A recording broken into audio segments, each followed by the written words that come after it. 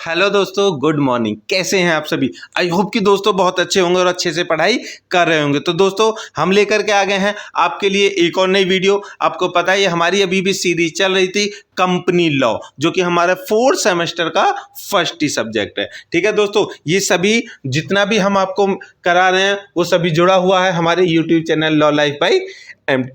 ठीक है दोस्तों, चलिए तो स्टार्ट करते हैं आज की इंपॉर्टेंट वीडियो। ये शॉर्ट वीडियो है और इंपॉर्टेंट है। देखिए, Ashbury railway carriage and iron company बनाम रिचे 1875 LR7HR HL 653 सौंदर्य सिन्हा जनवरी 14 2020 केस का विश्लेषण।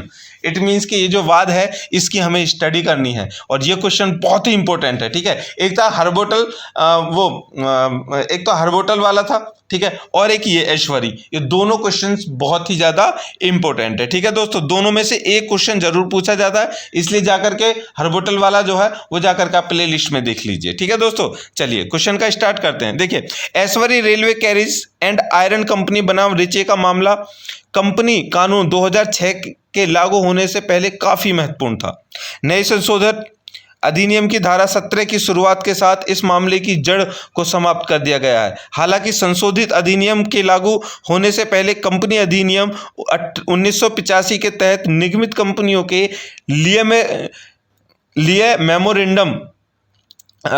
लिए मेमोरेंडम ऑफ एसोसिएशन, इसके बाद MOA के रूप में संदर्भित होना एक अनिवार्य आवश्यकता थी, जिसमें कंपनी के गठन के उद्देश्यों को स्पष्ट रूप से बताया गया है।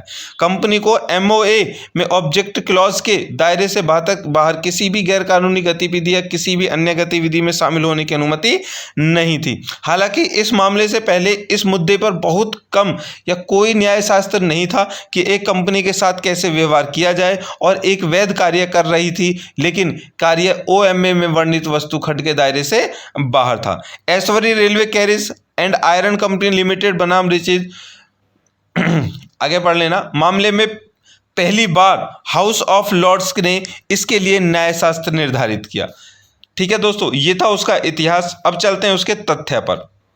देखिए, Ashbury railway carriage and iron limited company limited ने अपने MOA के ऑब्जेक्ट क्लॉज में कहा था कि मेमोरेंडम, ये है ना दोस्तों MOA, ये मेमोरेंडम ऑफ एसोसिएशन है। इसके ऊपर ऑलरेडी एक वीडियो बनी हुई है। इसको हमने एक निकनेम दिया था, मैंने दिया था सर्कुलम वाइटी, रिज्यूम। कंपनी का रिज्यूम होता है और इसमें कंपनी के रूल, रेगुलेशंस, उद्देश्य वो सारे लिखे हुए होते हैं। ठीक है, तो ये कंपनी अपना हर किसी को दिखाती है जो भी उससे सौदा करता है या फिर व्यवहार किसी भी तरह का करता है। चलिए, तो OMA, ठीक है, मतलब कि MOA मेमोरेंडम ऑफ एसोसिएशन के ऑब्जेक्ट क्लॉज में कहा था कि कंपनी के निगमन का उद्देश्य रेलवे कैरिज और वैगनों को बनाना या बेचना या उधार देना या किराए पर लेना और सभी प्रकार के रेलवे संयंत्र, फिटिंग, मशीनरी और रोलिंग स्टॉक, यांत्रिक इंजीनियरों को, सामान्य ठेकेदारों को व्यवसाय कराना, व्यापारियों इमारती लकड़ी, कोयला, धातु या अन्य सामग्री के रूप में खरीदने और बेचने के लिए, और एक ऐसी किसी भी सामग्री को कमीशन पर एजेंट के रूप में खरीदना था, बेचना था। कंपनी के निदेशकों ने रिचेस के साथ एक अनुबंध किया जिसमें बेल्जियम में एक रेलवे लाइन का निर्माण किया जाना था और अनुबंध निर्माण के वित्त पोषण के लिए था। ऑब्जेक्ट क्लॉज के क्लॉज 4 में विशेष रूप से उल्लेख किया गया था कि उपयुक्त क्लॉज के दायरे से या उपयुक्त मतलब कि इसके दायरे से बाहर है किसी भी गतिविधि में शामिल होने के लिए एक विशेष संकल्प की आवश्यकता थी जो MOA में ऑब्जेक्ट क्लॉज के इस क्लॉज के दायरे से बाहर हो। हालांकि कंपनी ने इस आवश्यकता को खत्म कर दिया और रिचेस को रेलवे लाइन बनाने के लिए आवश्यक ऋण और वित्त पोषण देने में सहमत हो गई। इस प्रकार कंपनी द्वारा जो अनुबंध किया गया था उसकी पुष्टि कंपनी के सभी सदस्यों द्वारा की गई थी। हालांकि बाद में कंपनी को रिचेस द्वारा दिए गए अनुबंध को निरस्त करते हुए सौदे को अपने पक्ष से मुकार गया था। ठीक है दोस्तों, तथ्य एक ये था। आगे है मुद्दा। ये जो ऐश्वर्य वाला था, मुद्दा क्या था वो देख लेते हैं, इंपॉर्टेंट। चलिए, क्या कंपनी एक अनुबंध में प्रवेश कर सकती है जो कंपनी के MOA में वस्तु खंड के दायरे से बाहर है। इट मीन्स कि क्या कंपनी किसी अनुबंध में कोई भी अगर कॉन्ट्रैक्ट है क्या उसमें वो घुस सकती है, जबकि तब कि कंपनी के जो मेमोरेंडम ऑफ एसोसिएशन में वस्तु खंड के दायरे से बाहर है। मतलब कि अगर कोई कंपनी क्या किसी उस कॉन्ट्रैक्ट में घुस सकती है जिसके लिए उसका रिज्यूम अलाउ नहीं करता कि उसके पास में ये फैसिलिटी भी है। मतलब कि मेमोरेंडम ऑफ एसोसिएशन में कंपनी का ये उद्देश्य है ही नहीं कि वो किसी अनुबंध में घुसे। अगर वो फिर भी घुस रही है तो क्या वो घुस सकती है या नहीं, ये है क्वेश्चन। निर्णय का सारांश देखिए, हाउस ऑफ लॉर्ड्स ने माना कि कंपनी के MOA के वस्तु खंड में उल्लेखित कंपनी के उद्देश्य निरपेक्ष थे, मतलब कि उसमें इजाजत नहीं थी। इस मामले में हाउस ऑफ लॉर्ड्स ने इसी सिद्धांत को लागू किया और कहा कि कंपनी द्वारा किया गया अनुबंध कंपनी के MOA के वस्तु खंड के दायरे से बाहर था। हाउस ऑफ लॉर्ड्स ने यह भी माना कि रिचेस के साथ संबंधित अनुबंध में प्रवेश करके कंपनी के संविधान में शामिल किए गए खंडों का उल्लंघन कर रही थी। MOA में शामिल किए गए खंड कंपनी को अनुबंध करने की अनुमति नहीं देते थे। इसे ध्यान में रखते हुए हाउस ऑफ लॉर्ड्स ने माना कि यहाँ संबंधित लेन देन अमान्य था और इस प्रकार परिणाम स्वरूप यह माना गया कि अनुबंध का कंपनी या अमीरों के लिए कोई कानूनी प्रभाव नहीं होगा।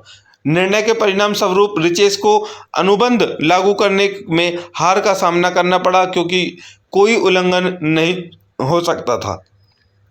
इस तथ्य के कारण था कि पहले स्थान पर भंग होने वाला कोई अनुबंध हो ही नहीं सकता था। ठीक है दोस्तों, विश्लेषण चल रहे हैं हम ऐश्वर्य वाले पे। ये जो हमने ऊपर अभी केस बताए ये इससे जुड़े हुए केस हैं, ठीक है, इसलिए उनको बताना बहुत आवश्यक हो जाता है। देखिए, Ashbury railway carriage and iron company बनाम रिचे में दिए गए फैसले ने इस मामले में अल्ट्रा वायर्स के नियम की नींव रखी, जिसका अर्थ था कि कंपनी को केवल वही करने की अनुमति थी जो MOA मेमोरेंडम ऑफ एसोसिएशन के वस्तु खंड में उसे करने के लिए सक्षम किया गया था। यहां तक कि अगर इस मामले में अगर कंपनी ने जो भी अनुबंध किया था उसे ऑब्जेक्ट क्लॉज में एक अनुमति लेन देन के रूप में शामिल किया गया था तो उसे अनुमति दी जा सकती थी। हालांकि नियमों ने उन लोगों के लिए बहुत सारी समस्याएं पेश की जिन्हें इन कंपनियों से निपटना था।